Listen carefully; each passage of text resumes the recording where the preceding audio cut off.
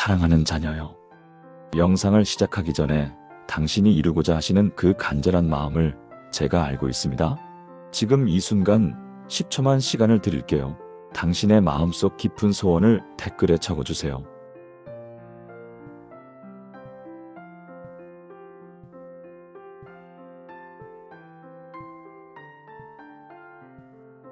혹시 시간이 더 필요하시다면 지금 영상을 멈추시고 충분히 댓글을 작성하신 후에 다시 시작하세요. 저는 언제나 당신의 댓글을 보고 함께 기도하고 있으니까요. 이제 오늘 당신을 위해 준비한 특별한 말씀을 들어보시겠습니다. 사랑하는 성도님들, 혹시 오늘 기도하셨습니까? 아니, 솔직히 여쭤보겠습니다. 어제는요? 그저께는요? 지난주는요? 무릎을 꿇고 앉았는데 입술이 떨어지지 않아서 그냥 하나님 하고 멈춰버린 적 없으십니까? 머릿속에는 1000가지 걱정이 소용돌이치는데 그걸 어떻게 기도로 풀어내야 할지 몰라서 그냥 일어나 버린 적 있으시지 않습니까? 건강 문제가 있습니다. 무릎이 아파서 계단 오르기가 힘듭니다. 혈압약을 먹어도 숫자가 내려가지 않습니다. 당뇨 수치도 걱정입니다. 이것 때문에 기도해야 할까요? 자녀 문제도 있습니다. 큰 아들은 사업이 안 되어서 걱정입니다. 작은 딸은 시댁과 사이가 안 좋아서 걱정입니다. 손주들 교육비는 또 어떻게 하나 싶습니다. 이것도 기도해야 할까요? 경제 문제도 있습니다. 남편 연금만으로는 생활비가 빠듯합니다. 병원비는 매달 나갑니다. 월세 보증금도 곧 올려달라고 할 것 같습니다. 이것도 기도 제목인가요? 외로움도 있습니다. 남편은 골프만 나갑니다. 자녀들은 바빠서 전화도 잘 안 합니다. 친구들은 하나둘 교회를 떠납니다. 혼자 있는 시간이 너무 많습니다. 이것은 어떻게 기도합니까? 그러다 보면 머리가 복잡해집니다. 도대체 뭘 먼저 기도해야 하지? 이것부터? 저것부터? 아니면 다 한꺼번에? 결국 하나님, 이 한마디만 하고 막혀버립니다. 특히 나이가 드니까 더 그렇지 않으십니까? 예전에는 1시간씩 쏟아내듯 기도했는데 이제는 5분도 못 채우고 딴 생각이 들어버립니다. 기도하다가 맞다. 오늘 병원 가야 하는데 하며 정신이 딴 데로 가버리고 다시 정신 차리고 보면 아까 무슨 기도를 하고 있었는지조차 기억이 안 납니다. 무릎도 아픕니다. 오래 앉아 있으면 다리가 저립니다. 자세를 바꾸려고 움직이면 기도가 끊깁니다. 그러다 보면 기도 시간 자체가 고문처럼 느껴집니다. 집중도 안 됩니다. 하나님, 우리 큰아들 하다가 갑자기 큰아들이 요즘 연락이 없네. 무슨 일 있나? 며느리가 또 뭐라고 했나? 이런 생각이 꼬리에 꼬리를 물고 이어집니다. 정신 차리고 보면 10분이 지나 있습니다. 말도 안 나옵니다. 평생 기도해 왔는데 70이 넘으니까 새로운 기도 제목도 없고 매번 비슷한 말만 반복하게 됩니다. 하나님, 건강 주세요. 자녀들 지켜주세요. 경제적으로 도와주세요. 이 3가지만 몇십 년째 반복합니다. 그러다 보면 내 기도가 정말 하나님께 닿을까 하는 의심이 듭니다. 교회에서는 더 심합니다. 새벽 기도회에 나가면 앞에 나가서 기도해야 할 때가 있습니다. 옆 권사님은 유창하게 30분씩 기도하십니다. 하나님 아버지, 이 땅의 모든 열방을 이렇게 시작해서 세계 선교, 민족 복음화, 교회 부흥, 목사님 가정까지 쭉 이어집니다. 그런데 나는 하나님, 감사합니다. 예수님의 이름으로 기도합니다. 3분도 안 돼서 끝납니다. 뒤에서 누가 볼까봐 두렵습니다. 저 사람 기도가 왜 저렇게 짧아? 믿음이 없나 봐. 그래서 기도 시간이 돌아오면 슬그머니 화장실에 다녀온다고 자리를 피하기도 합니다. 심한 경우는 아예 새벽 기도를 안 나가게 됩니다. 무릎이 아파서 하고 핑계를 댑니다. 사실은 기도가 부담스러워서입니다. 나는 왜 이렇게 기도가 서툴까? 왜 하나님께서 내 기도를 정말 들으실까? 혹시 내 믿음이 부족한 건 아닐까? 나만 이런 건가? 다른 사람들은 다 기도 잘하는 것 같은데. 이런 생각이 꼬리에 꼬리를 물고 이어집니다. 그러다 보면 기도 자체에 대한 두려움이 생깁니다. 차라리 안 하는 게 나을까? 이렇게 서툰 기도를 드리느니 안 하는 게 낫지 않을까? 하지만 안 할 수도 없습니다. 왜냐하면 기도하지 않으면 하나님과 멀어지는 것 같고 믿음이 식어가는 것 같기 때문입니다. 그래서 더 괴롭습니다. 해야 하는데 못하겠고 안 하자니 불안하고. 여러분, 제가 오늘 이 자리에서 딱 한 가지만 확실하게 말씀드리겠습니다. 그것은 여러분의 잘못이 아니라는 것입니다. 여러분의 믿음이 부족해서가 아닙니다. 여러분이 게을러서가 아닙니다. 여러분이 영적으로 둔해서가 아닙니다. 오히려 놀라시겠지만 하나님께서는 여러분이 완벽한 기도를 드리기를 바라지 않으십니다. 화려한 언변을 원하지 않으십니다. 긴 기도를 원하지 않으십니다. 신학적으로 정확한 표현을 원하지 않으십니다. 오히려 하나님께서 가장 기뻐하시는 기도가 뭔지 아십니까? 더듬거리는 고백입니다. 서툰 마음입니다. 말로 표현할 수 없어서 그냥 하나님 하고 눈물만 흘리는 그 순간입니다. 심지어 말 한마디 못하고 그냥 탄식만 나오는 그 기도를 하나님은 가장 귀하게 받으십니다. 여러분, 성경을 보십시오. 성경에 나오는 가장 짧은 기도가 뭔지 아십니까? 누가복음 18장에 나오는 세리의 기도입니다. 하나님이여 불쌍히 여기소서 나는 죄인이로소이다. 단 한 문장입니다. 하지만 예수님께서는 이 기도를 의인의 기도라고 칭찬하셨습니다. 오늘 이 시간 저는 여러분께 기도할 말이 막혔을 때 매일 붙들고 기도할 수 있는 단 3가지 말씀을 나누어 드리고자 합니다. 이 말씀들은 성경이 우리에게 직접 가르쳐주는 기도의 핵심입니다. 복잡하지 않습니다. 길지도 않습니다. 초등학생도 외울 수 있습니다. 치매 초기 어르신도 기억할 수 있습니다. 하지만 이 3가지 말씀만 매일 붙들고 기도하신다면 여러분의 인생이 달라질 것입니다. 더 이상 무엇을 기도해야 할지 고민하지 않으셔도 됩니다.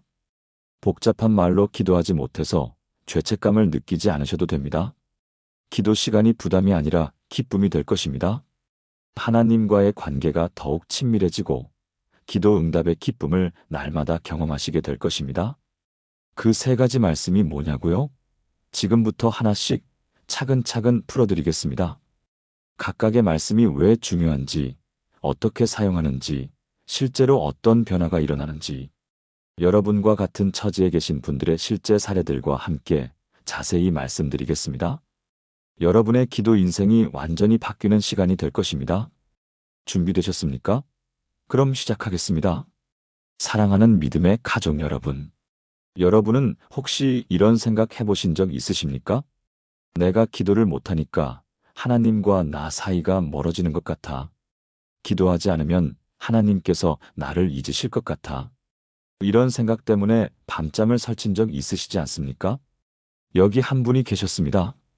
이름은 김영숙 권사님 76세. 이분은 평생 교회를 다니셨습니다. 결혼 전부터 교회를 다녔으니 벌써 50년이 넘었습니다. 젊었을 때는 새벽마다 1시간씩 기도하셨고 금요철야도 빠지지 않으셨습니다. 교회에서 기도의 용사로 불렸습니다. 영숙 권사님 기도는 정말 은혜로워. 영숙 권사님 기도 들으면 눈물이 나. 다른 권사님들이 이렇게 말했습니다. 권사님은 자랑스러웠습니다. 하나님께 영광 돌리는 삶을 사는 것 같아서 기뻤습니다. 기도 시간이 돌아오면 자신 있게 나가서 30분씩 기도했습니다. 그런데 몇 년 전부터 상황이 달라졌습니다. 남편 되시는 장로님이 치매에 걸리신 겁니다. 처음에는 가벼운 건망증이려니 했습니다. 여보, 아까 밥 먹었잖아요. 아니, 나 밥 안 먹었는데? 당신이 안 줬잖아. 아니, 방금 같이 먹었잖아요. 무슨 소리야? 배고픈데 밥 줘. 이 정도는 나이 들면 다 그렇다고 생각했습니다. 우리 또래 사람들 다 그런다고 웃어넘겼습니다. 하지만 점점 심해졌습니다. 어느 날은 새벽 3시에 일어나서 출근 준비를 하셨습니다. 여보, 지각하겠어. 빨리 일어나. 회사 가야지. 퇴직한 지 10년이 넘었는데 말입니다. 여보, 회사 그만둔 지 오래됐잖아요. 다시 주무세요. 무슨 소리야? 오늘 중요한 회의가 있다고. 김 과장이 기다리고 있어. 권사님은 남편을 다시 재우느라 한참을 애먹었습니다. 새벽 3시에 일어나서 남편을 달래고 재우고 나면 권사님은 정작 새벽 기도회에 나갈 수가 없었습니다. 또 어느 날은 권사님을 보고 물으셨습니다. 누구세요? 우리 집에 왜 왔어요? 40년을 함께 산 아내를 알아보지 못하는 겁니다. 여보, 나예요. 당신 아내? 영숙이? 영숙? 내 아내는 젊고 예쁜데. 당신은 누구예요? 도둑이에요? 그날 권사님은 그 자리에서 주저앉아 울었습니다.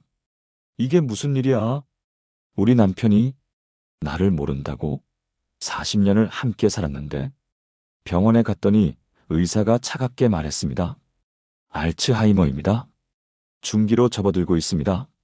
앞으로 더 심해질 겁니다. 혼자 돌보시기 힘드실 텐데 요양원을 알아보시는 게 좋겠습니다. 환자분 덩치도 크시고 힘도 세시니까 위험할 수 있습니다. 요양원?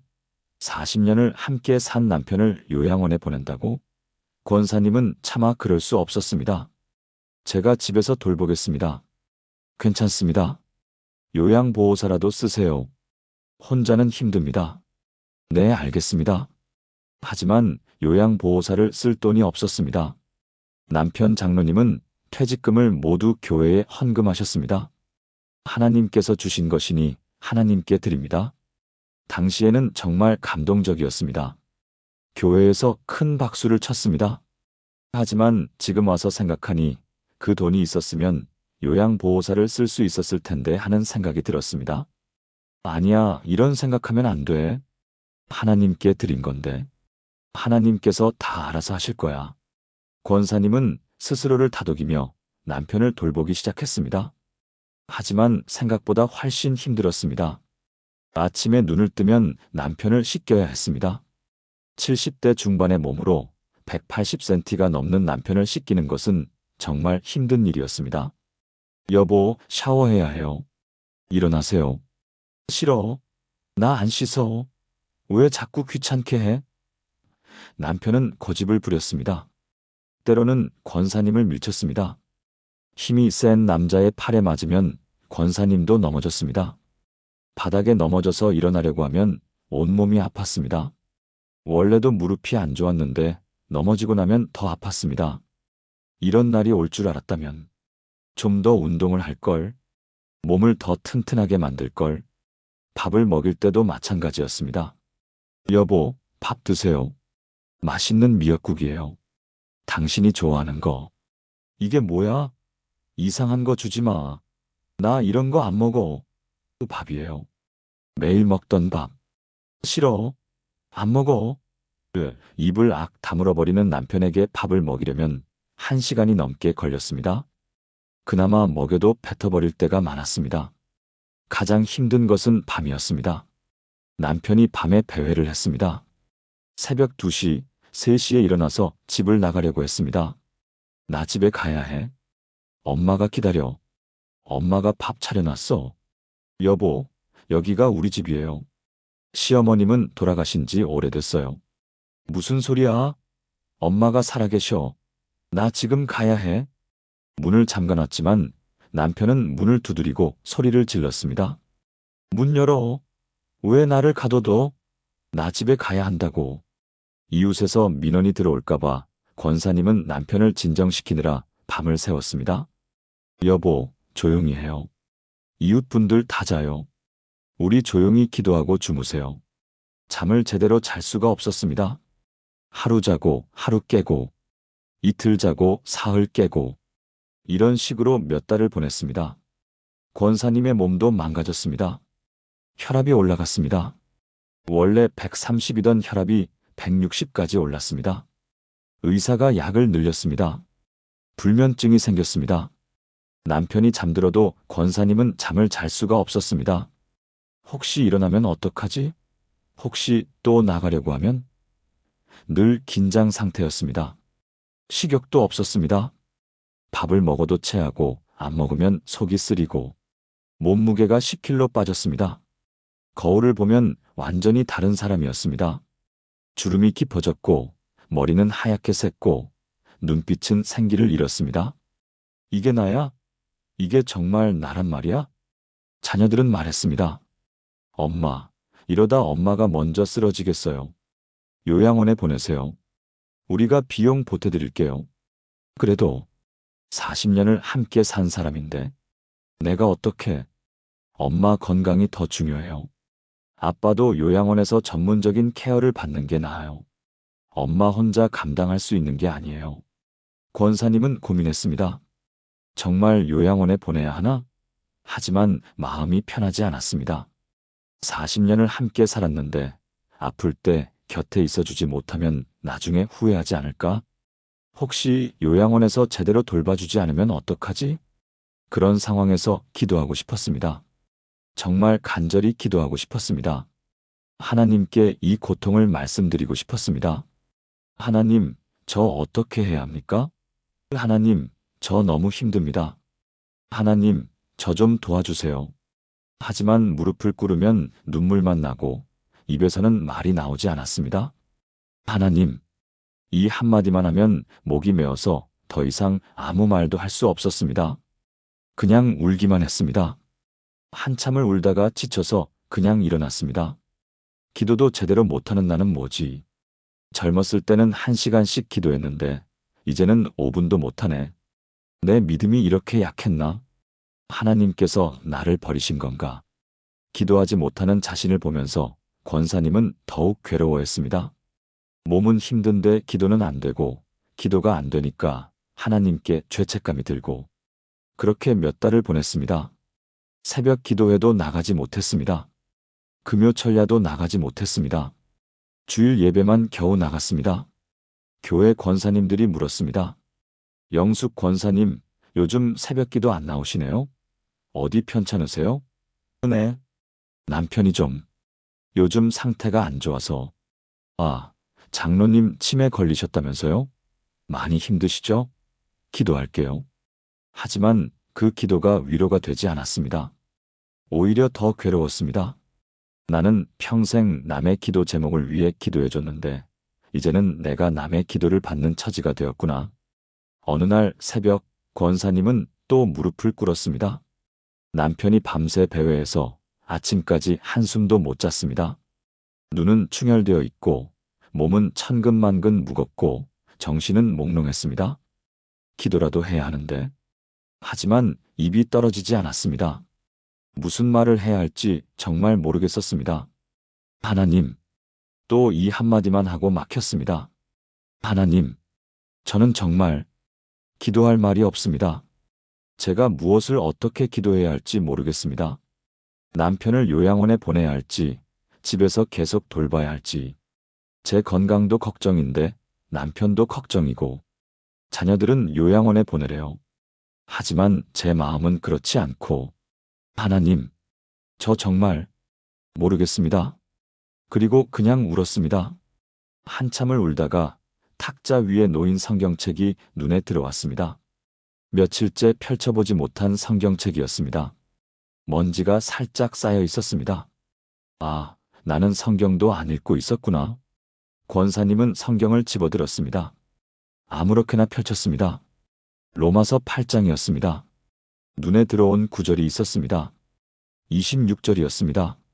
이와 같이 성령도 우리의 연약함을 도우시나니 우리는 마땅히 기도할 바를 알지 못하나 오직 성령이 말할 수 없는 탄식으로 우리를 위하여 친히 간구하시느니라. 로마서 8장 26절 말씀이었습니다. 권사님은 이 구절을 읽다가 멈췄습니다. 다시 읽었습니다.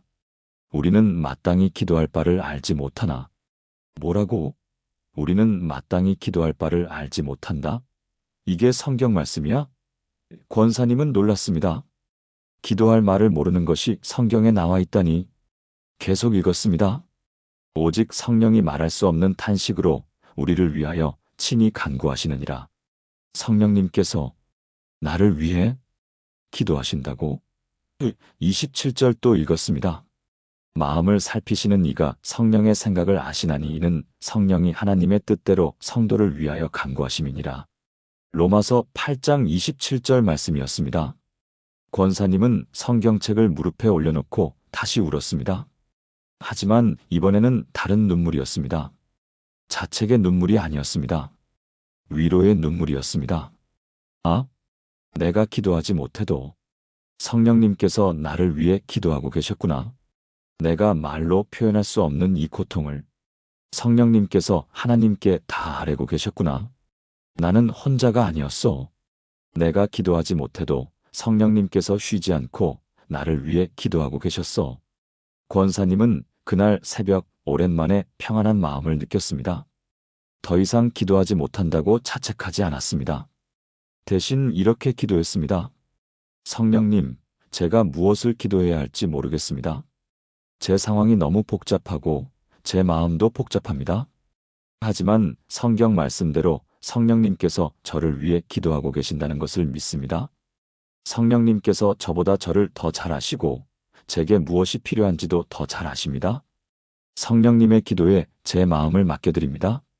그리고 그냥 조용히 하나님 앞에 앉아 있었습니다. 말없이 그저 하나님의 임재 가운데 머물렀습니다. 신기한 일이 일어났습니다. 마음의 평안이 찾아왔습니다. 남편을 돌보는 일이 여전히 힘들었습니다. 여전히 밤에는 배회했고, 여전히 밥을 안 먹으려 했고, 여전히 권사님을 알아보지 못할 때가 많았습니다. 하지만 권사님의 마음이 달라졌습니다. 예전에는 내가 이걸 언제까지 해야 하나 하는 절망감이었다면, 이제는 하나님께서 오늘 하루의 힘을 주실 것이다 하는 확신이 생겼습니다. 예전에는 하나님께서 나를 버리신 건가 하는 의심이었다면, 이제는 성령님께서 나를 위해 기도하고 계시니 나는 혼자가 아니다 하는 믿음이 생겼습니다. 그리고 정말로 하나씩 하나씩 길이 열리기 시작했습니다. 어느 날은 남편이 유난히 평온한 표정으로 권사님을 바라보았습니다. 당신, 고생이 많소? 미안하오. 짧은 순간이었지만 남편이 권사님을 알아본 겁니다. 권사님은 그날 얼마나 울었는지 모릅니다. 하나님께서 이런 선물을 주시는구나. 또 어느 날은 복지관에서 연락이 왔습니다. 권사님, 정부에서 치매 환자 가족 지원 프로그램을 시작했습니다. 요양보호사를 일주일에 3번 무료로 보내드릴 수 있습니다. 신청하시겠습니까? 권사님은 믿을 수 없었습니다. 이게 정말 공짜로? 하나님, 감사합니다. 요양보호사가 오는 날, 권사님은 잠깐이나마 쉴 수 있었습니다. 그 몇 시간이 권사님에게는 큰 위로였습니다. 또 어느 날은 이웃 권사님이 찾아왔습니다. 영숙 권사님, 제가 매주 화요일 오후에 올게요. 장로님 좀 봐드릴게요. 권사님은 그 시간에 좀 쉬세요. 아니에요, 괜찮아요. 그런 수고를 어떻게? 아니에요. 우리 서로 돕고 사는 거죠. 저도 나중에 그럴 날이 올 수 있잖아요. 나중에 제가 힘들 때 권사님이 도와주시면 돼요. 하나씩 하나씩 하나님께서 길을 열어주셨습니다. 그리고 무엇보다 권사님의 마음에 평안이 있었습니다. 여전히 힘들었지만 더 이상 절망하지 않았습니다. 여전히 기도할 말은 많지 않았지만 더 이상 죄책감을 느끼지 않았습니다. 왜냐하면 알았기 때문입니다. 내가 기도하지 못해도 성령님께서 나를 위해 기도하고 계신다는 것을, 내가 말로 표현할 수 없어도 성령님께서 내 마음을 다 아시고 하나님께 아뢰고 계신다는 것을. 여러분, 이게 무슨 말씀입니까? 여러분이 기도하지 못해도 성령님께서 여러분을 위해 기도하고 계신다는 겁니다. 여러분의 침묵도 기도입니다. 여러분의 탄식도 기도입니다. 여러분의 눈물도 기도입니다. 하나님은 다 받으십니다. 다 들으십니다. 다 응답하십니다. 그러니 더 이상 자책하지 마십시오. 여러분이 기도하지 못한다고 해서 하나님과의 관계가 끊어지는 것이 아닙니다. 오히려 여러분이 기도하지 못하는 바로 그 순간에 성령님께서 여러분을 위해 가장 깊이 기도하고 계십니다. 로마서 8장 26절, 이 말씀을 기억하십시오.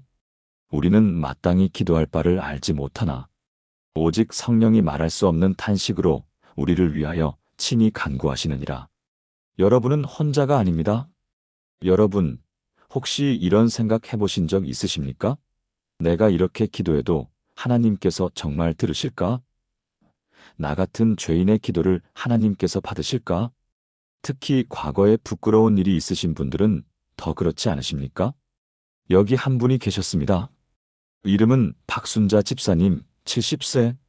이분은 젊었을 때 교회를 10년 넘게 떠나 있었습니다. 20대 후반에 결혼하면서 시댁의 반대로 교회를 못 나갔습니다. 시어머니가 독실한 불교 신자였기 때문입니다. 며느리가 교회, 절대 안 돼. 우리 집은 대대로 절에 다녔어. 우리 아들이 교회 다니는 여자랑 결혼한다고 했을 때부터 마음에 안 들었어. 시집 왔으면 시집 풍습을 따라야지.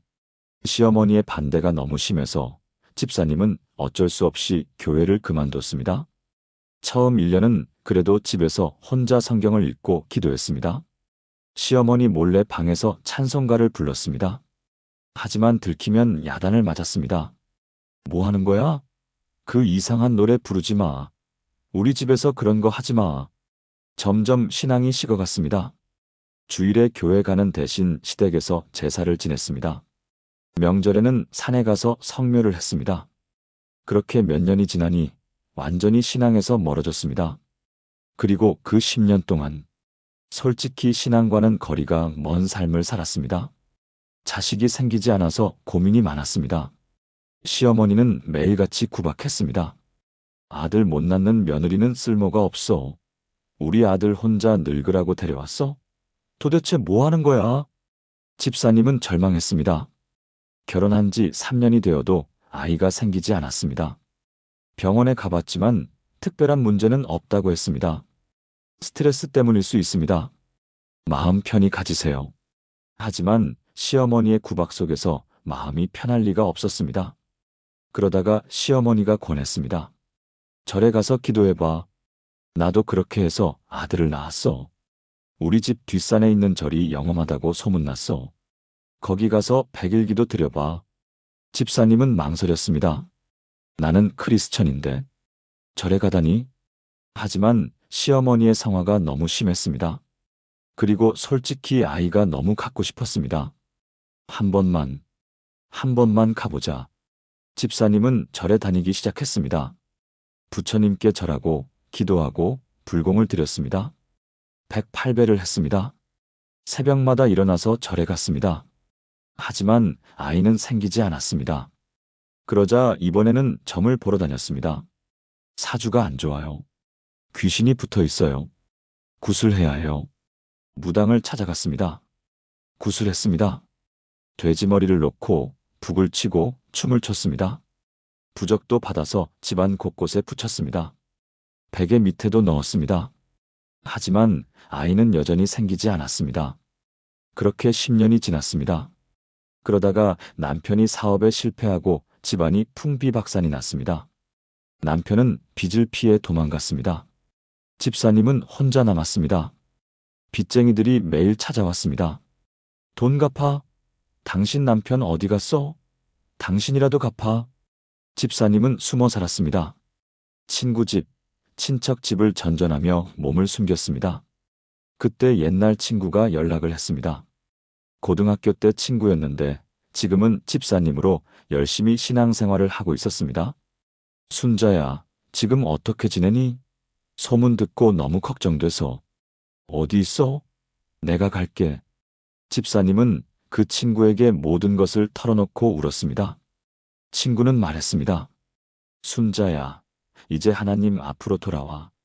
하나님만이 너를 도우실 수 있어. 나 같은 사람을 하나님께서 받아주실까? 나는 절에도 다녔고 무당도 찾아갔어. 부처님께 절도하고 귀신에게 제사도 지냈어. 이런 나를 하나님께서 용서해 주실까? 물론이지. 하나님은 너를 기다리고 계셔. 하나님의 사랑은 그런 걸로 끝나는 게 아니야. 그렇게 집사님은 다시 교회에 나오기 시작했습니다. 40대 초반이었습니다. 10년 만에 돌아온 교회였습니다. 하지만 마음이 편하지 않았습니다. 찬송을 부를 때마다, 기도할 때마다 과거가 떠올랐습니다. 나는 하나님을 배신했어. 10년 동안 하나님을 등졌어. 점도 보고 무당도 찾아가고 절에도 다녔어. 부처님께 절도했어. 이런 내가 어떻게 하나님께 기도할 수 있겠어? 그래서 기도할 때마다 주저했습니다. 하나님, 저는 자격이 없습니다. 그래도 혹시 이렇게 시작하면 더 이상 말이 나오지 않았습니다. 목이 메어서 울기만 했습니다. 몇 년이 지났습니다. 교회는 열심히 나갔습니다. 봉사도 했습니다. 헌금도 했습니다. 하지만 여전히 기도할 때마다 과거가 걸림돌이 되었습니다. 나는 과거가 너무 더러워. 하나님께서 내 기도를 들으실까? 그러던 어느 날 큰일이 생겼습니다. 돌아온 남편과 다시 살림을 차리고 40대 후반에 기적적으로 아들을 낳아서 키웠는데 그 아들이 사업에 실패해서 5억이라는 빚을 지게 된 겁니다. 집사님은 충격을 받았습니다. 이게 다 내 죗값이구나. 내가 젊었을 때 하나님을 배신한 죗값을 이제 아들이 치르고 있구나. 내가 절에 다니고 무당을 찾아간 죗값이 아들에게 갔구나. 3대까지 간다더니 정말 그런가 봐. 그날 밤 집사님은 무릎을 꿇었습니다. 아들을 위해 기도하고 싶었습니다. 하지만 입이 떨어지지 않았습니다. 내가 무슨 자격으로 기도를 해? 하나님께서 나 같은 사람의 기도를 들어주실 리가 없어. 오히려 벌을 더 주실지도 몰라. 그때 탁자 위에 성경책이 있었습니다. 집사님은 성경을 집어들었습니다. 아무렇게나 펼쳤습니다. 요한복음 14장이었습니다. 눈에 들어온 구절이 있었습니다. 13절과 14절이었습니다.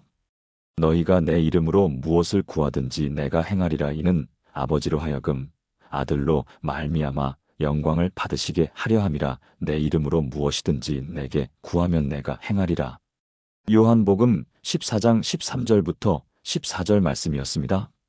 집사님은 이 구절을 읽다가 멈췄습니다. 내 이름으로 무엇을 구하든지 내가 행하리라. 내 이름으로. 내 이름? 누구 이름? 예수님 이름? 예수님의 이름으로? 다시 읽었습니다. 내 이름으로 무엇이든지 내게 구하면 내가 행하리라. 집사님은 계속 이 구절을 읽고 또 읽었습니다. 그러다가 무언가 깨달았습니다. 그래, 내 이름으로 기도하는 게 아니구나. 내 자격으로 기도하는 게 아니구나. 예수님의 이름으로 기도하는 거구나.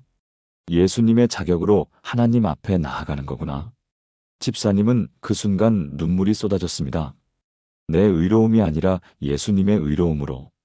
내 깨끗함이 아니라 예수님의 보혈로. 내 자격이 아니라 예수님의 자격으로. 그렇구나. 그래서 예수님께서 십자가에 달리신 거구나. 나 같은 죄인도 하나님 앞에 나아갈 수 있도록. 집사님은 한참을 울었습니다. 그리고 그날 밤 집사님의 기도가 달라졌습니다. 예수님의 이름으로 기도합니다. 이렇게 선포하니 담대함이 생겼습니다. 예수님의 이름으로 우리 아들을 위해 기도합니다. 내 자격이 아니라 예수님의 자격으로 하나님 앞에 나아갑니다. 나는 과거에 절에 다녔고 무당을 찾아갔지만 예수님의 보혈이 나를 깨끗하게 하셨습니다. 그러니 담대히 구합니다. 예수님의 이름으로 우리 아들에게 새로운 기회를 주시옵소서. 그날 밤 기도는 1시간이 넘게 이어졌습니다. 평생 그렇게 길게 기도해 본 적이 없었습니다. 왜냐하면 항상 과거가 걸림돌이 되어서 길게 기도할 수가 없었기 때문입니다. 하지만 그날 밤은 달랐습니다. 예수님의 이름으로라고 선포하니 과거가 더 이상 걸림돌이 되지 않았습니다. 내가 예수님의 이름으로 기도하는데 과거가 무슨 상관이야? 예수님께서 이미 십자가에서 내 모든 죄를 담당하셨는데 6개월이 지났습니다. 놀라운 일이 일어나기 시작했습니다. 아들에게 새로운 일자리 제안이 왔습니다. 아는 사장님이 연락을 해온 겁니다. 아들은 그 회사에 들어가서 열심히 일했습니다. 그리고 조금씩 빚을 갚아나가기 시작했습니다. 1년 후 더 놀라운 일이 있었습니다. 아들이 교회에 나오기 시작한 겁니다. 평생 교회와 담 쌓고 살던 아들이 말입니다. 엄마, 이번 일을 겪으면서 깨달았어요. 사람의 힘으로는 안 돼요. 하나님이 필요해요. 엄마가 그렇게 기도해 준 거 알아요. 제가 이렇게라도 다시 일어날 수 있는 건 엄마 기도 덕분이에요. 집사님은 깨달았습니다. 내 자격이 아니라 예수님의 자격으로 기도할 때 하나님께서 일하신다. 여러분, 과거에 무슨 일이 있었습니까? 점을 봤습니까? 무당을 찾아갔습니까? 상관없습니다. 예수님께서 이미 십자가에서 다 해결하셨습니다. 담대히 나아가십시오. 여러분, 혹시 이런 경험 있으십니까? 간절히 기도했는데 응답받지 못한 경험 말입니다. 하나님, 제발 이것만은 이루어 주세요. 이렇게 울며 불며 기도했는데 결국 안 되는 경험. 그럴 때 어떤 생각이 듭니까? 여기 한 분이 계셨습니다. 이름은 최명의 권사님, 73세. 이분에게는 아들이 하나 있었습니다. 독자였습니다. 현재 나이는 48세. 독신남이었습니다. 권사님은 아들 결혼시키는 것이 평생 소원이었습니다. 아니, 소원이 아니라 거의 집착에 가까웠습니다. 하나님, 우리 아들 결혼만 시켜주세요. 그러면 제 소원이 없겠습니다. 손주 얼굴 한 번만 보고 죽고 싶습니다. 매일 이렇게 기도했습니다. 새벽 기도, 금요철야, 착심 기도, 심지어 금식 기도까지 했습니다. 교회에서 특별 기도 주간이 있으면 빠짐없이 참석했습니다. 기도 제목은 단 하나. 우리 아들 결혼시켜주세요.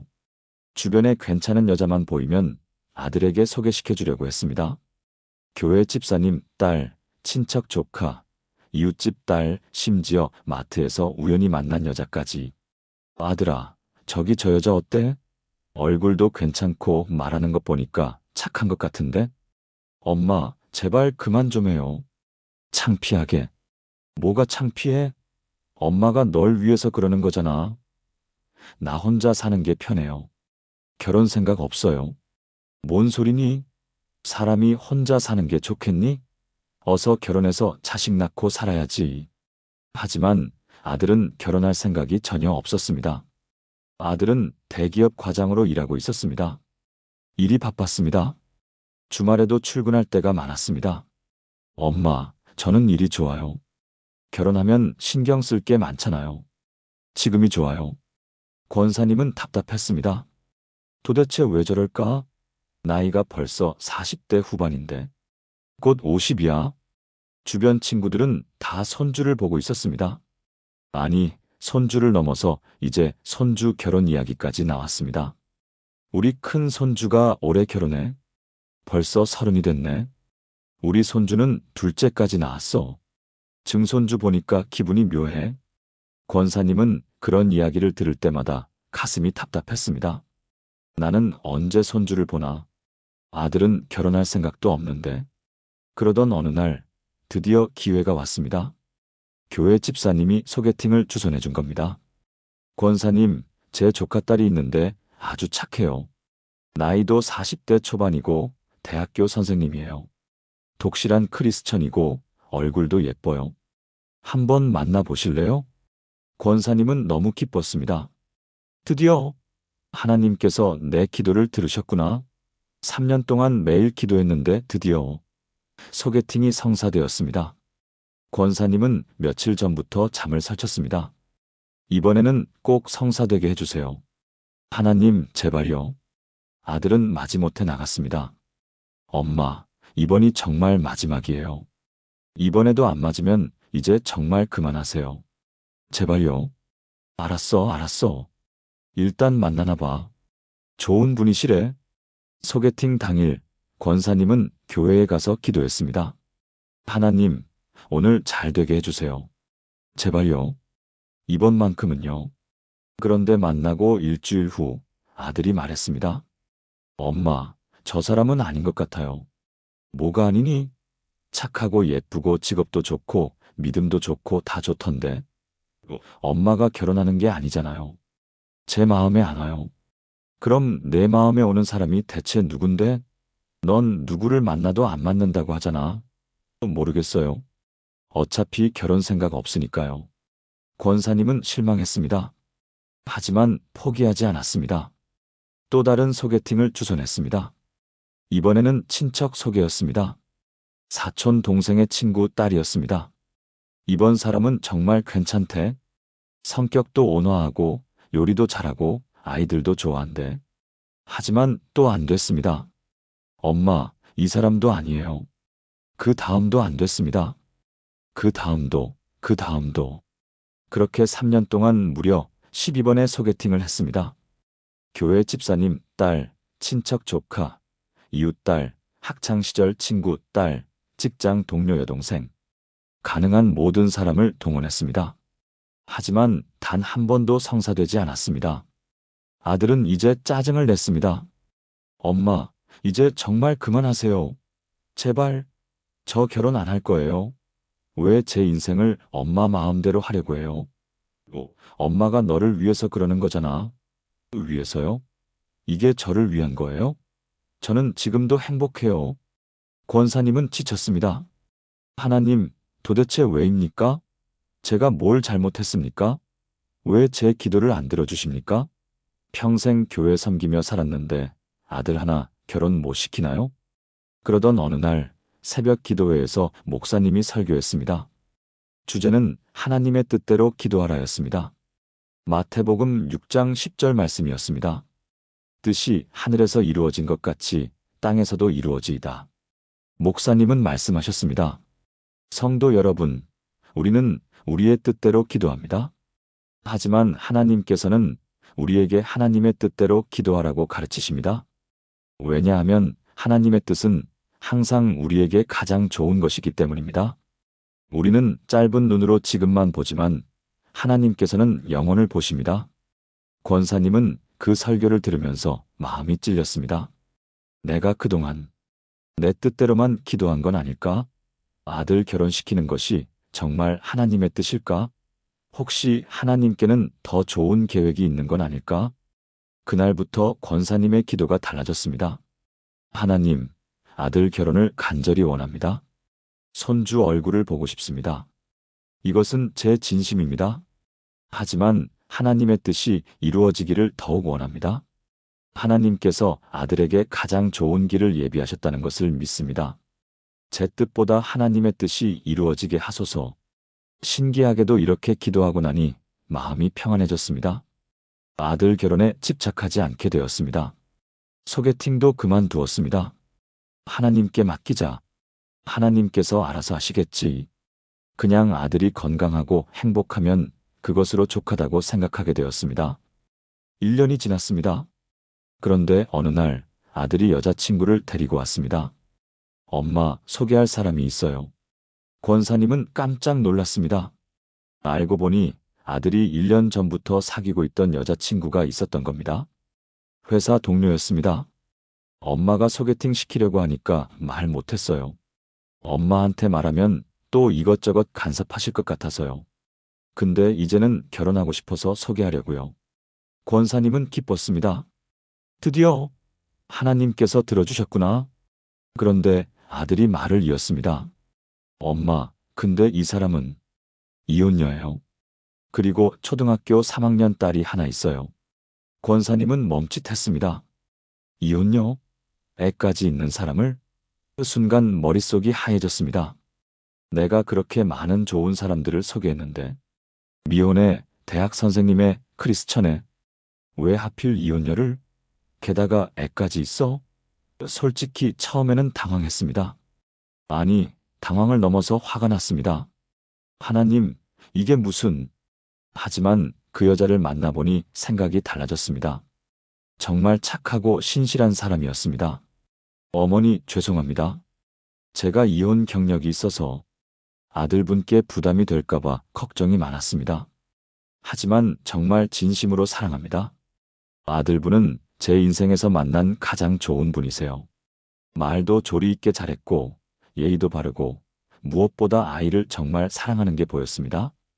우리 딸이 아빠 없이 자라서 속상했는데 이제 좋은 아빠를 만나게 돼서 정말 감사해요.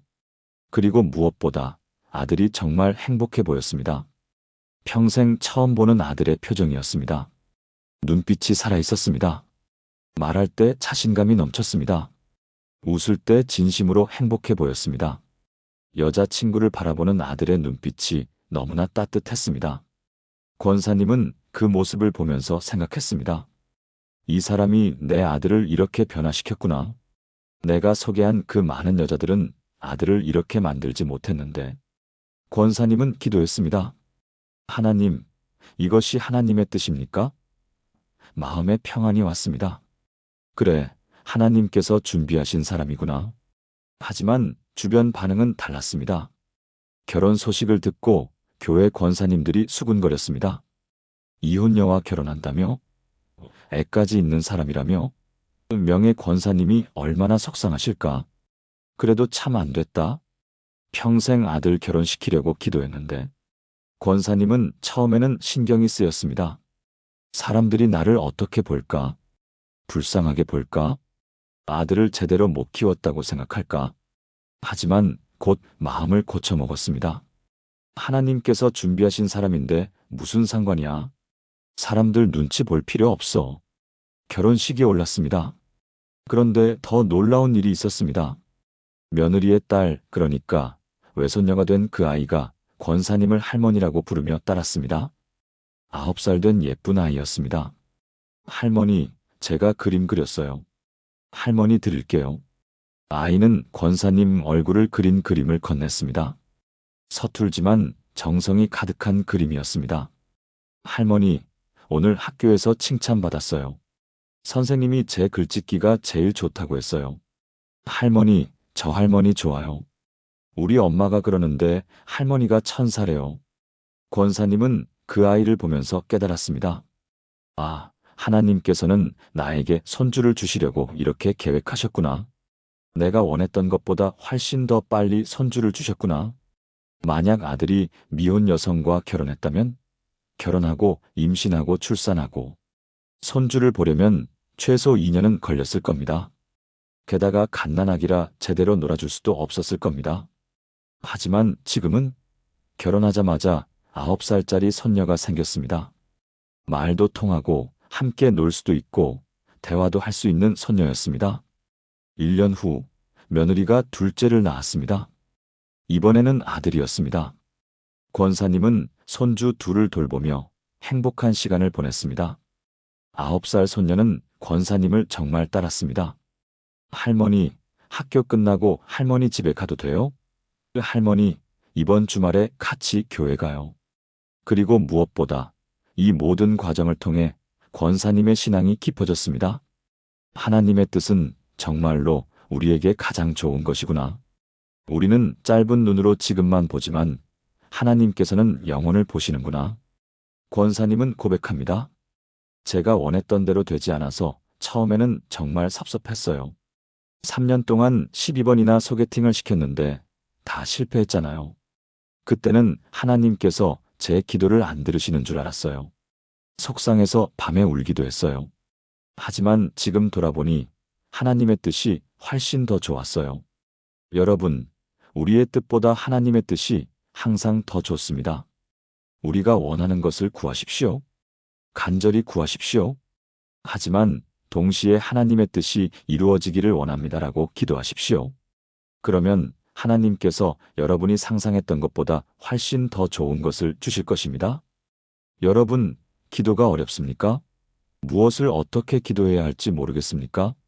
그렇다면 제가 지금부터 알려드리는 이 세 문장만 기억하십시오. 정말 간단합니다.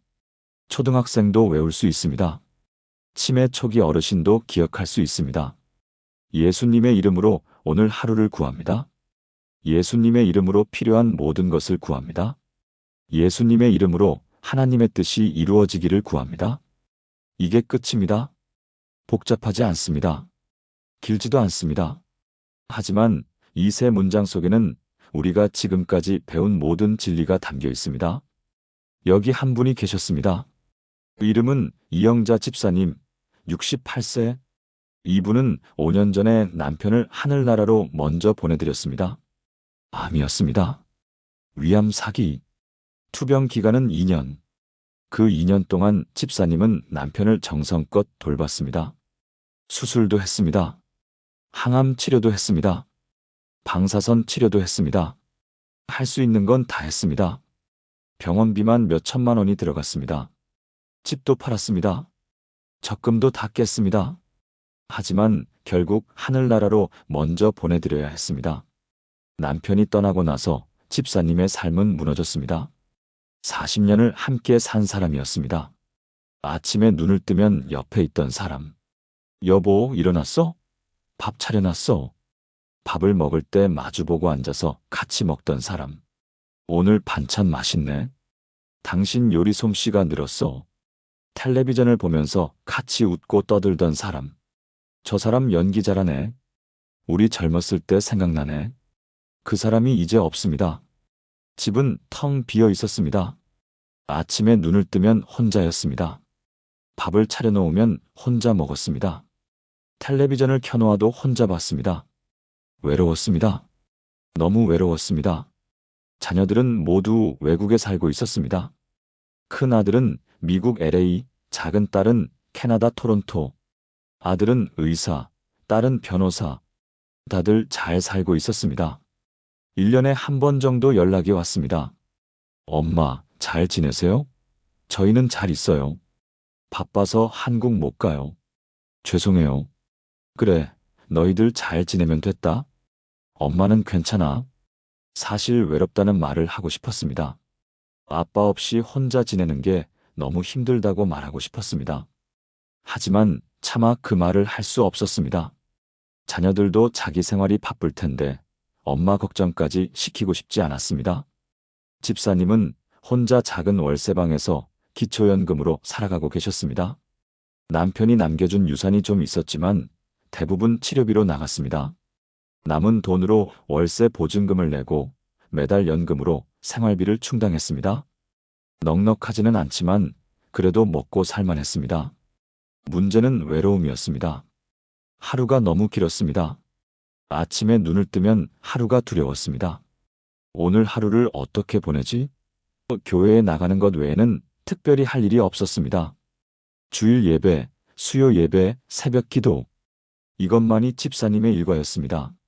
나머지 시간은 텔레비전을 보다가 잠을 자다가 또 텔레비전을 보다가 그렇게 하루가 갔습니다. 기도하고 싶었습니다. 하지만 무엇을 기도해야 할지 몰랐습니다. 건강? 이미 이것저것 아픕니다. 혈압도 높고 당뇨도 있고 관절도 아픕니다. 무릎이 아파서 계단 오르기가 힘듭니다. 허리도 아파서 오래 서 있을 수가 없습니다. 하나님, 건강 주세요라고 기도하지만 나아지는 것 같지 않습니다. 자녀들, 외국에서 잘 살고 있습니다. 특별히 문제도 없습니다. 하나님, 자녀들 지켜주세요라고 기도하지만 뭔가 공허합니다. 경제, 기초연금으로 근근히 살아갑니다. 부족하지만 그럭저럭 괜찮습니다. 하나님, 경제적으로 도와주세요라고 기도하지만 구체적으로 뭘 도와달라는 건지 모르겠습니다. 외로움? 이걸 어떻게 기도합니까? 하나님, 외롭습니다. 이렇게 기도한다고 외로움이 사라집니까? 복잡한 마음에 기도 자체가 부담이 되었습니다. 그러던 어느 날, 교회 전도사님이 신방을 오셨습니다. 집사님의 상황을 듣고 나서 전도사님이 말씀하셨습니다. 집사님, 제가 간단한 기도를 하나 알려드릴게요. 매일 아침 이렇게 기도해 보세요. 그리고 세 문장을 가르쳐 주셨습니다. 예수님의 이름으로 오늘 하루를 구합니다. 예수님의 이름으로 필요한 모든 것을 구합니다. 예수님의 이름으로 하나님의 뜻이 이루어지기를 구합니다. 집사님은 처음에는 반신반의했습니다. 이렇게 간단하게 기도해도 되나? 이게 기도인가? 너무 짧은 거 아닌가? 하지만 다음 날 아침 침대에서 일어나자마자 해봤습니다. 예수님의 이름으로 오늘 하루를 구합니다. 신기했습니다. 마음이 조금 가벼워지는 것 같았습니다. 오늘 하루를 하나님께 맡겼구나. 예수님의 이름으로 필요한 모든 것을 구합니다. 뭔가 하나님께 맡긴 것 같았습니다. 하나님께서 내게 필요한 것을 아시겠지. 예수님의 이름으로 하나님의 뜻이 이루어지기를 구합니다. 마음에 평안이 왔습니다. 하나님의 뜻대로 되면 되지. 하나님께서 알아서 하실 거야. 그날 하루는 좀 달랐습니다. 여전히 혼자였지만 혼자가 아닌 것 같았습니다. 하나님께서 함께 하시는 것 같았습니다. 다음 날도 같은 기도를 했습니다. 그 다음 날도, 그 다음 날도. 일주일, 한 달, 두 달. 신기한 일들이 일어나기 시작했습니다. 어느 날은 경로당에 갔는데 새로운 친구를 만났습니다. 같은 처지의 할머니였습니다. 저도 남편 잃고 혼자 살아요. 자녀들은 다 외국에 있고. 같이 다니실래요? 두 사람은 금방 친해졌습니다. 어느 날은 복지관에서 연락이 왔습니다. 집사님, 무료 건강검진을 해드립니다. 65세 이상 어르신 대상이에요. 오세요. 검진을 받았더니 큰 문제는 없다고 했습니다. 약만 잘 먹으면 된다고 했습니다. 어느 날은 교회에서 반찬 나눔 행사를 했습니다. 한 주일 먹을 반찬을 받아왔습니다.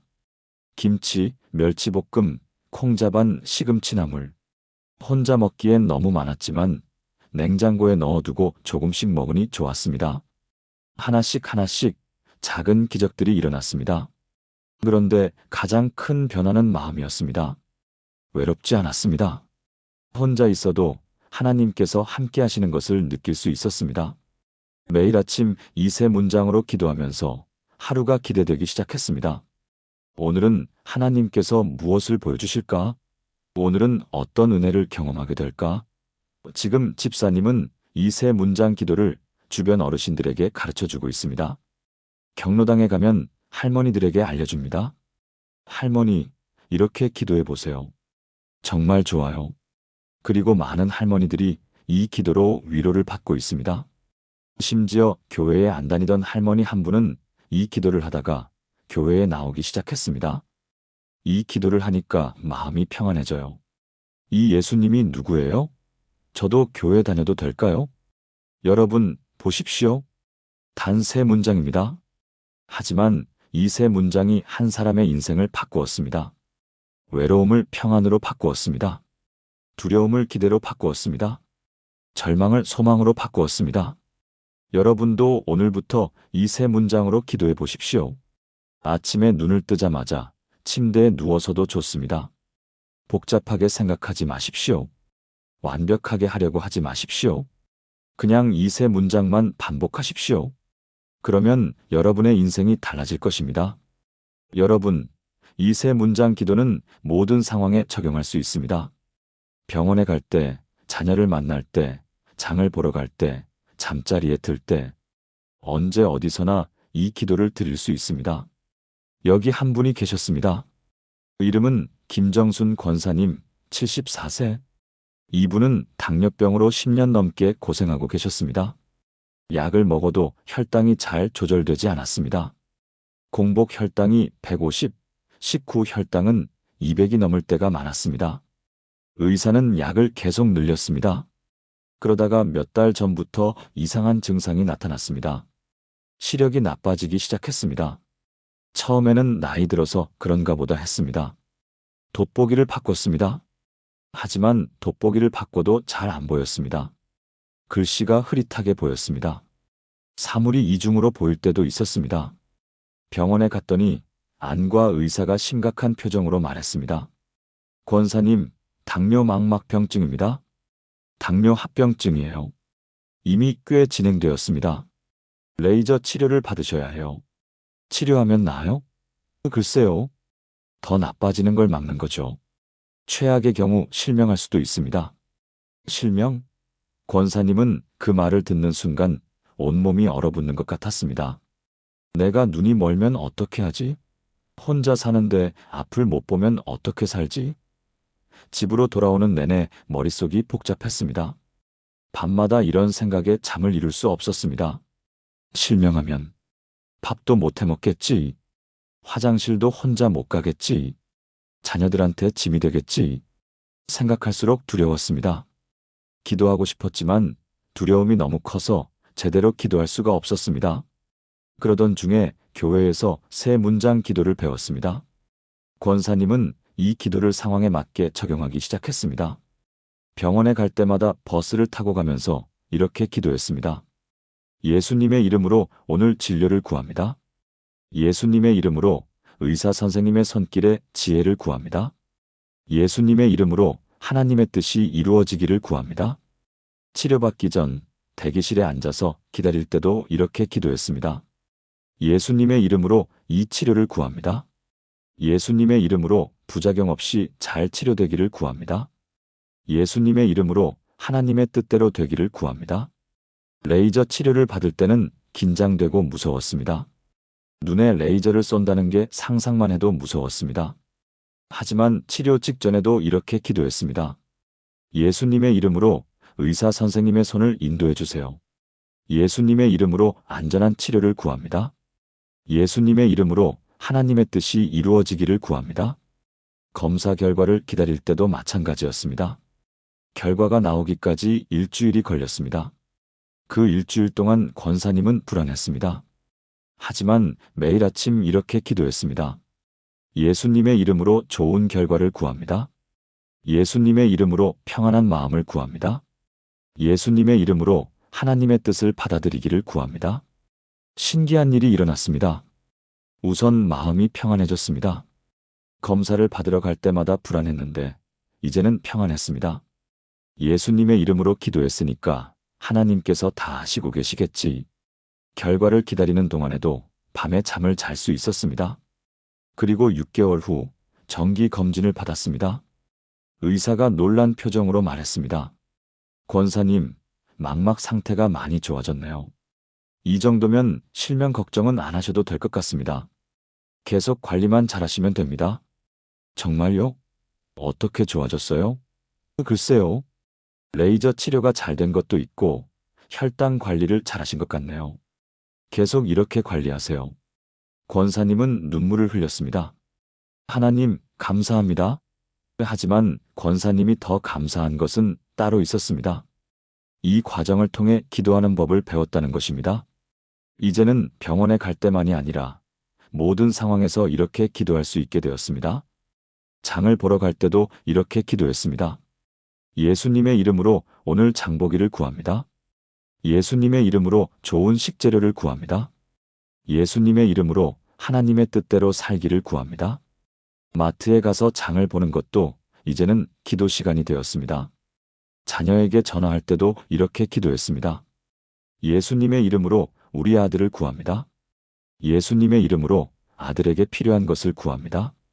예수님의 이름으로 아들에게 하나님의 뜻이 이루어지기를 구합니다. 전화를 걸기 전에 이렇게 기도하니 통화할 때 마음이 평안했습니다. 약을 먹을 때도 기도했습니다. 매일 아침 저녁으로 당뇨약, 혈압약을 먹는데 약을 먹기 전에 이렇게 기도했습니다. 예수님의 이름으로 이 약이 제 몸에 잘 작용하기를 구합니다. 예수님의 이름으로 부작용 없이 건강해지기를 구합니다. 예수님의 이름으로 하나님의 뜻이 이루어지기를 구합니다. 잠자리에 들 때도 이 기도로 하루를 마무리했습니다. 예수님의 이름으로 오늘 하루를 감사합니다. 예수님의 이름으로 평안한 밤을 구합니다. 예수님의 이름으로 내일도 하나님의 뜻이 이루어지기를 구합니다. 이렇게 기도하고 주무시면 평안한 잠을 잘 수 있었습니다. 이렇게 하루 종일 기도하게 되었습니다. 아침에 일어날 때, 밥을 먹을 때, 약을 먹을 때, 외출할 때, 사람을 만날 때, 잠자리에 들 때, 모든 순간에 이 세 문장으로 기도했습니다.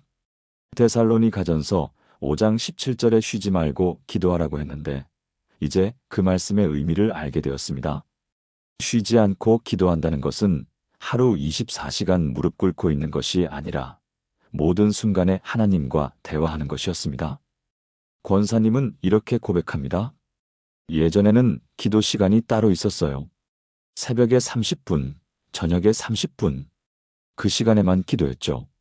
하지만 이제는 하루 종일 기도해요. 이 세 문장이 제 삶이 되었어요. 모든 순간에 하나님과 대화하게 되었어요. 여러분, 이 기도를 여러분의 모든 상황에 적용해 보십시오. 병원에 갈 때, 자녀를 만날 때, 경제적 어려움을 겪을 때, 외로움을 느낄 때, 어떤 상황이든 이 세 문장을 상황에 맞게 조금씩 변형해서 기도하십시오. 그러면 하나님께서 그 상황 가운데 함께 하실 것입니다. 여러분, 혹시 이런 경험 있으십니까? 기도는 하는데 실제로 응답받을 것이라는 확신이 없는 경험 말입니다. 기도는 해야 하니까 하는데 정말 들어주실까? 이런 마음으로 기도하면 어떻게 됩니까? 기도에 능력이 없습니다. 히브리서 11장 6절에 이렇게 말씀합니다. 믿음이 없이는 하나님을 기쁘시게 하지 못하나니 하나님께 나아가는 자는 반드시 그가 계신 것과 또한 그가 자기를 찾는 자들에게 상 주시는 이심을 믿어야 할지니라. 여기 한 분이 계셨습니다. 이름은 박영순 할머니, 77세. 이분은 평생 가난하게 살아오셨습니다. 남편은 일찍 돌아가시고 혼자서 자녀 셋을 키우느라 정말 힘들게 사셨습니다. 시장에서 좌판을 벌여 채소를 팔며 생계를 이어갔습니다. 새벽 4시에 일어나서 도매시장에 가서 채소를 떼어왔습니다. 배추, 무, 상추, 파. 무거운 채소를 지고 시장으로 갔습니다. 아침 6시부터 저녁 8시까지 좌판을 지켰습니다. 비가 오나 눈이 오나 나가서 일해야 했습니다. 비 오는 날은 손님이 없었습니다.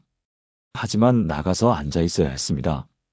혹시라도 손님이 올까봐 손이 꽁꽁 얼어도 몸이 아파도 나가야 했습니다.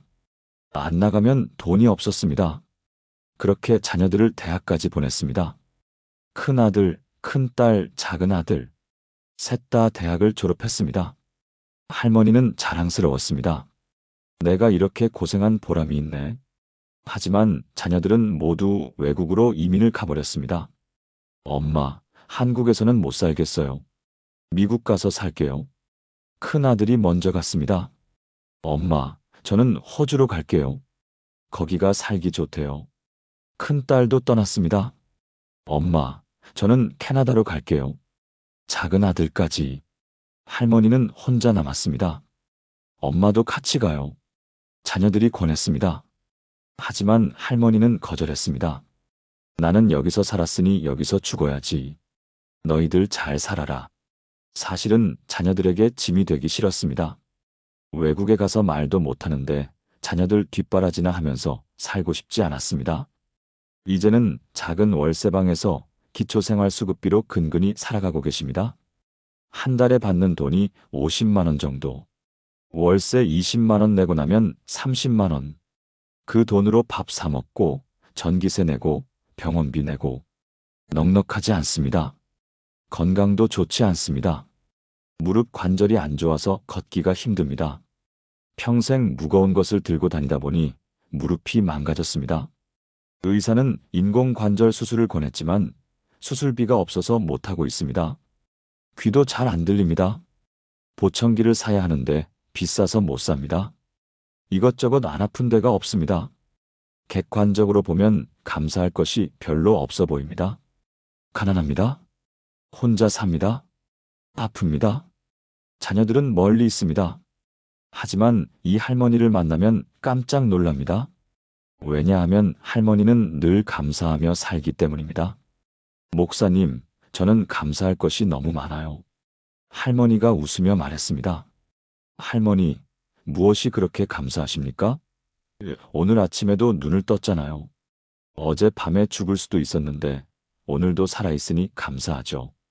다리가 아프긴 해도 걸을 수는 있잖아요. 누워만 있는 사람도 많은데 걸을 수 있으니 감사하죠. 귀가 잘 안 들려도 아예 못 듣는 건 아니잖아요. 큰 소리는 들리잖아요. 그것도 감사하죠. 눈이 침침해도 볼 수는 있잖아요. 앞을 못 보는 사람도 많은데 볼 수 있으니 감사하죠. 월세방이지만 잘 곳이 있잖아요. 노숙자도 많은데 집이 있으니 감사하죠. 돈은 적어도 굶지는 않잖아요. 끼니는 때울 수 있으니 감사하죠. 자녀들이 멀리 있어도 살아있잖아요. 1년에 한 번씩은 전화하잖아요. 그것도 감사하죠. 교회에 나갈 수 있잖아요. 하나님을 예배할 수 있으니 감사하죠. 할머니는 모든 것에서 감사거리를 찾았습니다. 그리고 기도할 때도 항상 감사로 시작했습니다. 예수님의 이름으로 감사합니다. 오늘도 살게 해주셔서 감사합니다. 예수님의 이름으로 오늘 하루를 구합니다. 오늘도 건강하게 지낼 수 있도록 도와주세요. 예수님의 이름으로 필요한 모든 것을 구합니다. 주님께서 다 아시고 공급해 주실 줄 믿습니다. 예수님의 이름으로 하나님의 뜻이 이루어지기를 구합니다. 주님의 뜻이 가장 좋은 것이니까요. 예수님의 이름으로 모든 것을 감사합니다. 이 모든 것이 주님의 은혜입니다. 감사로 시작해서 감사로 끝나는 기도였습니다. 신기한 것은 이 할머니 주변에 항상 사람들이 모여든다는 것입니다. 교회에서도 젊은 권사님들이 할머니를 찾아와서 이야기를 나눕니다. 권사님과 이야기하면 힘이 나요. 권사님은 우리보다 훨씬 어려운 상황인데도 항상 밝으시고 감사하시니까 우리도 감사하게 돼요. 저희는 집도 있고 돈도 있고 남편도 있고 자녀들도 가까이 있는데 매일 불평해요. 근데 권사님은 아무것도 없으신데 감사하시니까 부끄러워요. 동네 이웃들도 할머니를 좋아합니다. 저 할머니는 항상 웃으세요. 저 할머니 보면 우리가 얼마나 복받은 사람인지 알게 돼요. 마트 주인도 할머니를 좋아합니다. 할머니, 오늘 바나나 좀 드릴게요. 좀 무른데 괜찮으시죠? 할머니는 감사하며 받았습니다. 할머니에게 어느 날 물었습니다. 할머니, 비결이 뭡니까? 어떻게 그렇게 항상 감사하며 사실 수 있으십니까? 할머니는 웃으며 대답하셨습니다. 제가 특별한 게 아니에요. 그냥 하나님께서 정말로 저를 사랑하신다는 것을 믿으니까 감사하게 되는 거예요. 하나님께서 지금까지 저를 지켜주셨으니 앞으로도 지켜주실 거라고 믿으니까 걱정이 없는 거예요. 젊었을 때 정말 힘들었어요. 새벽부터 밤까지 일했어요. 손이 터지고 발이 부르트고 허리가 아파도 일했어요. 그때는 왜 나만 이렇게 고생해야 하나 싶었어요. 하지만 지금 생각하면 그때도 하나님께서 함께 하셨어요. 비 오는 날도 채소가 팔렸어요. 큰 돈은 아니지만 그날 밥 먹을 돈은 벌었어요. 아플 때도 병원에 갈 돈은 생겼어요. 애들 학비도 어떻게든 마련됐어요. 이게 다 하나님의 은혜예요. 지금도 마찬가지예요. 돈은 적지만 굶지는 않아요. 몸은 아프지만 움직일 수는 있어요. 자녀들은 멀리 있지만 살아있어요. 혼자지만 외롭지 않아요. 하나님께서 함께 하시니까요. 이것이 믿음이고 이것이 감사예요. 하나님께서 나를 사랑하신다는 것을 믿으니까 모든 것이 감사한 거예요. 여러분, 이 할머니의 비결이 뭡니까? 믿음과 감사입니다. 할머니는 하나님을 진심으로 믿습니다. 하나님께서 자신을 사랑하신다는 것을, 하나님께서 자신을 지켜주신다는 것을, 하나님께서 자신에게 가장 좋은 것을 주신다는 것을, 그리고 그 믿음으로 모든 것에 감사합니다. 이미 주신 것에 감사하고 앞으로 주실 것에도 미리 감사합니다. 여러분, 오늘 이 말씀을 기억하십시오. 기도할 때 믿음으로 기도하십시오. 하나님께서 반드시 들으실 것을 믿으십시오. 그리고 감사하며 기도하십시오. 여러분, 전도가 뭡니까? 성경 전체를 외워서 가르치는 것입니까? 복잡한 신학을 설명하는 것입니까? 아닙니다. 전도는 내가 경험한 하나님의 은혜를 나누는 것입니다. 여기 한 분이 계셨습니다. 이름은 최순희 집사님, 72세. 이분은 평생 전도를 해본 적이 없었습니다. 교회는 열심히 다녔습니다. 50년 넘게 교회를 다녔습니다. 하지만 단 한 사람도 전도해 본 적이 없었습니다. 전도는 목사님과 전도사님들의 일이라고 생각했습니다. 혹은 전도 은사가 있는 사람들이 하는 거라고 생각했습니다. 저는 전도할 능력이 없어요. 성경도 잘 모르고 말도 잘 못하는데 어떻게 전도해요? 실제로 교회에서 전도 훈련을 받은 적도 있었습니다. 사형리를 외웠습니다. 로마서의 길도 배웠습니다. 하지만 막상 사람들 앞에서는 입이 떨어지지 않았습니다. 내가 뭐라고 사람들한테 전도를 해? 그런데 이 세 문장 기도를 배우고 실천하면서 삶이 완전히 달라졌습니다. 항상 불안하고 걱정이 많던 집사님이 평안하고 기쁜 사람으로 변했습니다. 얼굴 표정이 밝아졌습니다. 말투가 부드러워졌습니다. 웃음이 많아졌습니다. 그러자 주변 사람들이 묻기 시작했습니다. 집사님, 요즘 뭔가 달라 보여요. 무슨 좋은 일 있으세요? 집사님은 처음에는 어떻게 대답해야 할지 몰랐습니다. 하지만 그냥 솔직하게 이야기하기로 했습니다. 저요? 저는 요즘 기도를 이렇게 하는데 정말 좋더라고요. 그리고 세 문장 기도를 소개했습니다. 예수님의 이름으로 오늘 하루를 구합니다. 예수님의 이름으로 필요한 모든 것을 구합니다. 예수님의 이름으로 하나님의 뜻이 이루어지기를 구합니다. 이렇게 간단하게 기도하는데 마음이 참 평안해져요. 복잡하게 생각하지 않아도 되고 무슨 말을 해야 할지 고민하지 않아도 돼요. 이 세 문장만 반복하면 돼요. 그 이야기를 들은 사람 중에 한 분이 있었습니다. 같은 아파트 옆동에 사는 이웃 할머니였습니다. 이름은 정희자 할머니, 75세. 이분은 3년 전에 남편을 잃은 후 심한 우울증으로 고생하고 계셨습니다. 남편이 갑자기 심장마비로 돌아가셨습니다. 아침에 눈을 떴는데 남편이 숨을 안 쉬고 있었습니다. 119를 불렀지만 이미 늦었습니다. 의사는 말했습니다. 새벽에 돌아가신 것 같습니다. 고통 없이 편안하게 가셨을 겁니다. 할머니는 충격에 빠졌습니다. 어제까지만 해도 멀쩡했는데, 저녁에 같이 텔레비전을 봤는데, 여보, 오늘 뉴스 재밌네. 그게 마지막 대화였습니다. 그렇게 50년을 함께 산 남편이 떠났습니다. 그 후로 할머니는 우울증에 빠졌습니다. 밥을 먹지 않았습니다. 잠을 자지 않았습니다. 사람을 만나지 않았습니다. 집에만 틀어박혀 있었습니다. 자녀들이 걱정했습니다. 엄마, 병원 가세요. 약이라도 드세요. 난 괜찮아. 내버려둬. 약을 먹었지만 나아지지 않았습니다. 차라리 죽고 싶었습니다. 여보, 나도 곧 갈게. 기다려. 그러던 중에 아파트 엘리베이터에서 집사님을 만났습니다. 안녕하세요. 집사님이 밝게 인사했습니다. 할머니는 고개만 끄덕였습니다. 할머니, 얼굴이 안 좋으신데 괜찮으세요? 네, 괜찮아요. 혹시 어디 아프세요? 제가 도와드릴 게 있으면 말씀하세요. 집사님의 따뜻한 말에 할머니는 눈물이 났습니다. 고맙습니다. 그날 이후로 집사님은 가끔 할머니 집에 들렀습니다. 반찬을 가져다 드리기도 하고 같이 산책을 하기도 했습니다. 할머니는 조금씩 마음을 열기 시작했습니다. 저는 남편을 잃고 나서 살 이유가 없어요. 혼자 있으면 자꾸 죽고 싶은 생각이 들어요. 할머니, 그런 말씀 마세요. 할머니를 사랑하는 사람들이 많잖아요. 자녀분들도 계시고, 애들은 바빠요. 자기 인생 살기도 바빠요.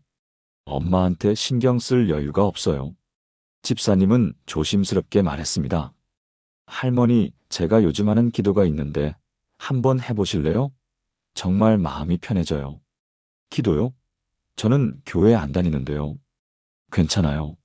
누구나 할 수 있어요. 아주 간단해요. 저도 그렇게 기도해 볼 수 있을까요? 물론이죠. 한번 따라해 보세요. 집사님은 그 할머니와 함께 이 기도를 연습했습니다. 예수님의 이름으로 오늘 하루를 구합니다. 예수님의 이름으로 필요한 모든 것을 구합니다. 예수님의 이름으로 하나님의 뜻이 이루어지기를 구합니다. 매일 아침 일어나면 이렇게 기도해 보세요. 어렵지 않죠? 네. 해볼게요. 일주일 후 그 할머니가 집사님을 찾아왔습니다. 집사님, 신기해요. 제가 요즘 그 기도를 매일 하는데 마음이 좀 편해지는 것 같아요. 정말요? 다행이네요. 죽고 싶다는 생각이 줄어들었어요. 아직도 힘들긴 한데 그래도 조금은 나아진 것 같아요. 하나님께서 할머니를 위로해 주시는 거예요. 그런데 혹시 교회 한번 나가보실 생각 없으세요? 글쎄요. 저는 나이도 많고 교회는 처음이라 제가 다니는 교회는 어르신들이 많아요. 한번 같이 가보실래요? 부담 가지지 마시고 그냥 구경하는 마음으로요. 그래도 될까요? 물론이죠. 환영해요. 결국 그 할머니는 교회에 나오기 시작했습니다. 처음에는 어색해했습니다. 찬송가도 모르고 성경도 없고 예배 순서도 모르겠고 하지만 같은 연령대 권사님들이 따뜻하게 맞아주었습니다. 어서 오세요. 여기 앉으세요. 찬송가 같이 봐요. 점점 교회에 적응하게 되었습니다. 새벽 기도회에도 나오기 시작했습니다. 성경 공부도 참석했습니다. 그리고 6개월 후 그 할머니는 세례를 받았습니다. 세례식 날 할머니는 간증했습니다. 저는 남편을 잃고 살아갈 이유를 잃었습니다. 매일 죽고 싶었습니다. 자녀들한테도 짐이 되기 싫어서 혼자 죽으려고 했습니다. 그런데 이웃 집사님이 간단한 기도를 가르쳐 주셨어요. 그 기도를 하면서 조금씩 마음이 평안해졌습니다. 그리고 교회에 나오면서 하나님을 알게 되었습니다. 하나님께서는 저를 버리지 않으셨습니다. 제 남편이 하늘나라에서 저를 기다리고 계신다는 것을 알게 되었습니다. 이제 저는 혼자가 아닙니다. 하나님께서 저와 함께 계십니다. 그리고 언젠가 남편을 다시 만날 수 있다는 소망이 생겼습니다. 그 간증을 들으면서 집사님은 눈물을 흘렸습니다. 내가 전도를 했구나. 복잡한 신학을 가르친 것도 아니고 긴 설교를 한 것도 아닌데 그냥 내가 경험한 은혜를 나누었을 뿐인데 한 영혼이 구원받았구나. 그 후로 집사님은 더욱 담대해졌습니다. 만나는 사람마다 이 기도를 소개했습니다. 아파트 경로당에 가서도, 동네 슈퍼에서도, 병원 대기실에서도, 어디서든 기회가 있을 때마다 이 기도를 나누었습니다. 할머니, 요즘 힘드시죠? 제가 좋은 기도 하나 알려드릴게요. 아주머니, 이 기도 한번 따라해 보세요. 정말 마음이 편해져요. 그렇게 몇 년 사이에 10명이 넘는 사람들이 집사님을 통해 교회에 나오게 되었습니다. 집사님은 이렇게 고백합니다. 저는 여전히 성경을 잘 모릅니다. 신학도 모릅니다. 하지만 제가 경험한 하나님의 은혜는 알고 있습니다. 이 간단한 기도가 제 인생을 바꾸었다는 것을 압니다. 그래서 그것을 나눕니다. 그것이 전도입니다. 여러분, 오늘 이 말씀을 기억하십시오. 여러분이 이 기도의 능력을 경험하셨다면 나누십시오. 여러분의 가족에게, 이웃에게, 만나는 모든 사람에게 이 복음을 나누십시오. 복잡하게 설명할 필요 없습니다. 그냥 여러분이 경험한 은혜를 나누면 됩니다. 저는 이렇게 기도하는데 정말 좋더라고요. 이 한마디면 충분합니다. 사랑하는 믿음의 가족 여러분. 오늘 우리는 기도할 말이 막혔을 때 매일 붙들고 기도할 수 있는 3가지 말씀에 대해 함께 나누었습니다. 이제 오늘 배운 7가지 핵심 내용을 다시 한번 마음에 새기겠습니다. 첫째, 우리가 기도할 말을 찾지 못하는 것은 잘못이 아닙니다. 로마서 8장 26절 말씀처럼 성령님께서 우리를 위해 친히 기도하고 계십니다. 우리의 침묵도, 탄식도, 눈물도 모두 귀한 기도입니다. 더 이상 자책하지 마십시오. 성령님께서 여러분을 위해 쉬지 않고 기도하고 계십니다. 둘째, 우리는 예수님의 이름으로 담대히 기도할 수 있습니다. 요한복음 14장 13절 말씀처럼 예수님의 이름으로 무엇을 구하든지 예수님께서 행하실 것입니다. 우리의 자격이 아니라 예수님의 자격으로, 예수님의 보혈로 깨끗함 받아 하나님 앞에 나아가는 것입니다. 과거의 죄책감에 얽매이지 마십시오. 셋째, 하나님의 뜻은 항상 우리에게 가장 좋은 것입니다. 마태복음 6장 10절 말씀처럼 하나님의 뜻이 이루어지기를 구하는 것이 가장 완전한 기도입니다. 우리의 소원도 중요하지만 하나님께서는 우리보다 우리를 더 사랑하시고 더 좋은 것을 준비하고 계십니다. 넷째, 단 3문장으로 모든 것을 기도할 수 있습니다. 예수님의 이름으로 오늘 하루를 구합니다. 예수님의 이름으로 필요한 모든 것을 구합니다. 예수님의 이름으로 하나님의 뜻이 이루어지기를 구합니다. 이 3문장만 기억하십시오. 언제 어디서나 이 기도를 드릴 수 있습니다. 다섯째, 모든 상황에 이 기도를 적용할 수 있습니다. 병원에 갈 때, 자녀를 만날 때, 경제적 어려움을 겪을 때, 외로움을 느낄 때, 각 상황에 맞게 이 기도를 조금씩 변형해서 드릴 수 있습니다. 기본 구조는 같지만 상황에 맞는 구체적인 내용을 담으십시오. 여섯째, 믿음과 감사로 기도하십시오. 히브리서 11장 6절 말씀처럼 믿음이 없이는 하나님을 기쁘시게 하지 못합니다. 하나님께서 반드시 들으실 것을 믿으며 기도하십시오. 그리고 이미 주신 것에 감사하고 앞으로 주실 것에도 미리 감사하십시오. 일곱째, 이 기도를 다른 사람들과 나누십시오. 마가복음 5장 19절 말씀처럼 우리가 경험한 하나님의 은혜를 다른 사람들에게 나누는 것이 전도입니다. 복잡한 신학을 가르칠 필요 없습니다. 그냥 여러분이 경험한 은혜를 나누면 됩니다. 사랑하는 믿음의 가족 여러분, 더 이상 기도할 말이 막혀서 답답해하지 마십시오. 복잡하고 긴 기도를 해야 한다는 부담감을 내려놓으십시오. 하나님께서는 여러분의 완벽한 기도를 원하시는 것이 아니라 진실한 마음을 원하십니다. 오늘부터 이 3문장 기도를 시작하십시오. 아침에 눈을 뜨자마자 이렇게 기도하십시오. 예수님의 이름으로 오늘 하루를 구합니다. 예수님의 이름으로 필요한 모든 것을 구합니다. 예수님의 이름으로 하나님의 뜻이 이루어지기를 구합니다. 이것만 기억하십시오. 복잡하게 생각하지 마십시오. 완벽하게 하려고 하지 마십시오. 그냥 이 세 문장만 반복하십시오. 그러면 여러분의 기도 생활이 완전히 새로워질 것입니다. 하나님과의 관계가 더욱 친밀해질 것입니다. 기도 응답의 기쁨을 날마다 경험하게 될 것입니다. 마음에 참된 평안이 찾아올 것입니다. 그리고 여러분을 통해 많은 사람들이 하나님을 만나게 될 것입니다. 오늘 이 말씀이 꼭 필요했던 분이 계십니까?